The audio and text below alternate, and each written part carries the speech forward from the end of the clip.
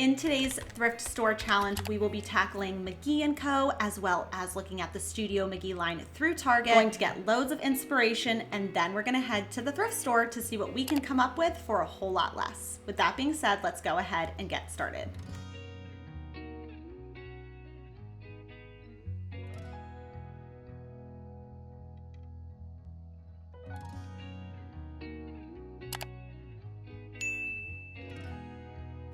One of the most expensive areas through MCGEE Co. and then also with their Target line are some of their seating options. For example, this metal frame and shearling accent chair for $250 just seems like a little much for what it is, especially when I know that eventually you can find a really similar option at the thrift store for only $9.99. Now, one thing that a brand new chair won't have is any scuffs or scrapes or stains. Now, this chair was in otherwise really great condition with the exception of two areas. On either side of the outside of the chairs was a little staining, so all I decided to do was take a stain remover. Per the instructions, just state to spray on and let sit for at least 5 minutes, so that is exactly what I did. And then I just took a lint-free cloth after that 5 minutes was up and just gently scrubbed the fabric, and it's like it's brand new. I also did sanitize the chair using a disinfectant spray and my steamer. With the stains then removed, I just wanted to make one small modification to this brass piece. It was just a little too bright for me. Taking a foam brush and this paint that I picked up from Michael's for a few dollars, I'm just going to keep applying this on until I get the desired effect of that kind of patinaed brass that's really in the rest of the living room space. Under $15 for an accent chair just really doesn't exist when you shop retail. So I'm really happy that I found this piece, and I think it makes a beautiful addition to my living room space. When MCGEE posted their updated house tour, she showed these really beautiful stools, but they are $530 a piece. So when I found this ottoman at the thrift store for just $10, I don't think I've ever pulled a tag off faster to claim it. The silhouette of this stool was super similar to the one from MCGEE Co., just needed a few modifications. First went in with some textured black spray paint, flipping it upside down, worked on the bottom first, and then once that dried, flipped it right side up, just to make sure that everything is in fact really well covered, because there are a lot of curves in this piece. The textured black spray paint adds just the perfect amount of texture versus just using a typical matte black or even a satin black. This really does make it still look and feel like a metal. Some of you may remember when I reupholstered that ottoman that's in my office, and I had just enough fabric left over to also reupholster this ottoman. Couple things that I find are really helpful when you're reupholstering anything is just to separate what you can so you can get the cleanest finish overall. I also like to just keep flipping it around, making sure that it's looking the way I'm thinking it's looking as I'm continuing to staple along the bottom. Just remove any excess fabric. To attach the fabric, I use my electric staple gun, and for the thin pieces of fabric, so not the corners, I get away with just the smaller staples. But in the corners, I do like to use kind of a heavy duty staple just to make sure that that fabric is going to stay in place. Looking back at the inspiration, I realized that that bottom square piece was actually covered in the fabric. So although the upholstering is not going to be identical, it's not a pillow sitting on top because it just wouldn't look quite right. So rather than just paint the bottom, I just decided to also reupholster that piece, and I just did so using a spray adhesive. Now, of course, it's not identical, but if you're on a budget, or even if you're not on a budget and you just really don't want to spend $500 on one ottoman, shopping secondhand is a really great way to get an overall really similar look, but in a much more cost-effective way. Moving along now to pottery. One recommendation I have is when you are dream shopping on some of your favorite retail sites, take some screenshots of the things that you really love, or copy an image into your notes tab, so that way before you go to the thrift store, glance through those images so it can be fresh in your mind, the things that you're really naturally gravitated towards, and maybe some modifications you'll need to make to a thrifted piece. Now, this one, for example, really didn't need anything. Decor pieces like this for just $3, even from Target, would be at least $20 or $25, really do make a nice addition to shelf styling. You can leave these as they are, placed on a stack of books, or you could fill them with florals. A detail you'll see often through MCGEE CO and Studio MCGEE is this twisted trim. When I was at the thrift store recently, I found this large planter here. So I first just went in and spray painted it black just to neutralize it a bit. And then I'm going to add this twisted trim that I picked up from Amazon. That it is peel and stick, but I wanted to make sure that it was really going to stick on well. So I just attached that with some E6000. To make sure that it stays in place, I just taped down all along the top sides there. Waited a few hours before the E6000 really started to cure, and I then just removed the tape. In order to make this porcelain planter look more aged and into a more ceramic stone piece, I mixed equal parts of grout and white acrylic paint. I ended up doing 2 coats just to make sure that everything was really well covered. To give it a more distressed look, I just took a little bit of water and a little bit of wax and painted that on as well.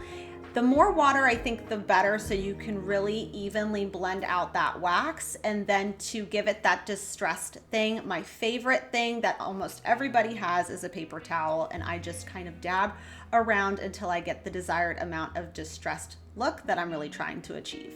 Final thing I wanted to do was add just a little bit of the wax, not diluted, onto that top rim just to give it a more aged look. I hear from a lot of you guys in the comments saying you're really struggling finding great pieces at your thrift stores, so I hope this example gives you a fresh perspective. Unfortunately, I did not find a twisted trim, perfectly aged terracotta planter at the thrift store. I found a porcelain planter that had floral motifs, not my style at all, but just DIYing even a little bit can make all the difference. Moving along now to lighting. Last week, I shared with you guys how you can take a vase or a planter. If it has a hole at the bottom of it already, like this one did, you can turn it into a lamp. Decided to sand some of that paint technique off just so, again, it fit in with my aesthetic a little bit better. Then just took a cap off of an old candle, drilled a hole through it so I'd be able to put the harp that I also thrifted, added a thrifted lampshade, and then just pulled the cord through at the bottom. A super simple project that saved me a ton. So if you're not having luck in the pottery section, another area that's worth checking is lighting. However, last week when I found that marble table lamp base, I just feel that it fit the space a lot better because I DIY'd those marble nightstands. But rather than just donate this old lamp back to the thrift store, I decided to just turn it into a vase. Now, this does not work for every table lamp, but if there is a wooden section that you can kind of just like pry away from the ceramic base, I just did so very gently, going around with a flathead screwdriver and a hammer, and it popped right off. And then you can just paint it whatever color you want. I wanted to keep mine nice and neutral so that way it can grow with me as the seasons change. A large, substantial vase like this from MCGEE CO, or really any high-end store, would cost at least $70. So the fact that I was able to utilize this as a lamp and now can transition with me into a vase is a really great way to just use things that you already have.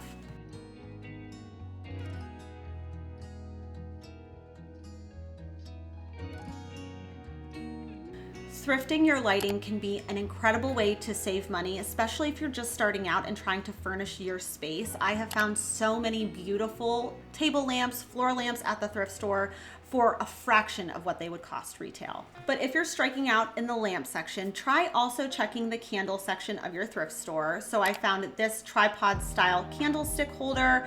I just grabbed a shade. I'm going to combine these two pieces together to put this in my entryway. I don't have any electricity on the wall of my entryway. Adding a USB rechargeable light and a cap for the light bulb to sit inside of, I'm able to have lighting in a place that otherwise doesn't allow me to. We've talked about some of the more expensive areas like seating, pottery, lighting. Now let's talk about those little knickknacks, the sneakiest expenses of all, because individually they're not that expensive.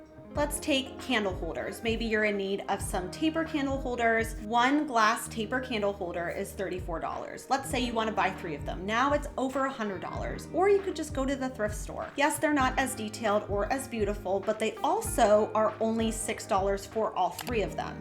Another style of glassware that you would want to keep your eyes out for is anything ribbed, but with a modern silhouette like this vase here. I think this would be something that MCGEE CO would definitely sell, and it would not be for just $1.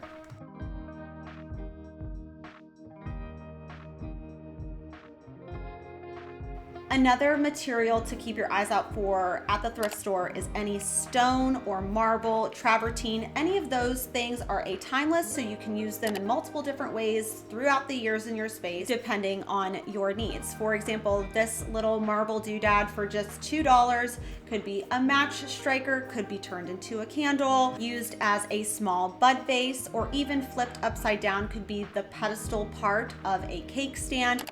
In addition to glass and marble, you'll definitely want to keep your eyes out for any brass pieces. Found this patinaed brass, I'm going to call it a planter, but could again be utilized in so many different ways. I found this brass tray here. I like to pay attention to all of the details. So what do the handles look like? The handles look very similar to the tray from MCGEE CO. The biggest difference was their tray did not have glass in the middle, it was just solid brass. So to remedy that, I'm just going to first clean it, sand down the glass just a bit with some fine grit sandpaper so you have better adhesion when you add your spray paint.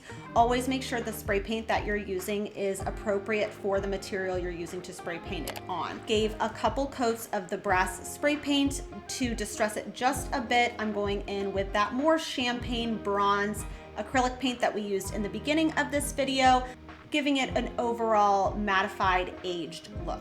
Again, not identical, but really close for just a few bucks.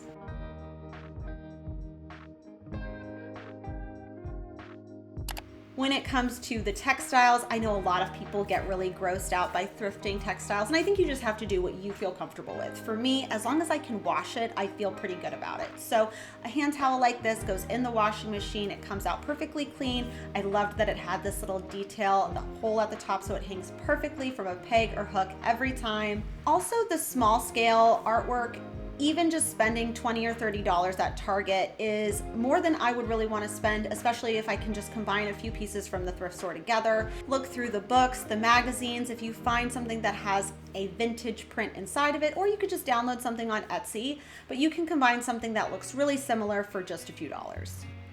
Anything with any extra detail like this beading at the top, spray painted all white, would look super similar to this one from MCGEE CO. When it comes to thrifting wovens and baskets, just make sure that the tone that you're choosing is overall pretty neutral, and if any undertone is brown, not red, orange, or yellow.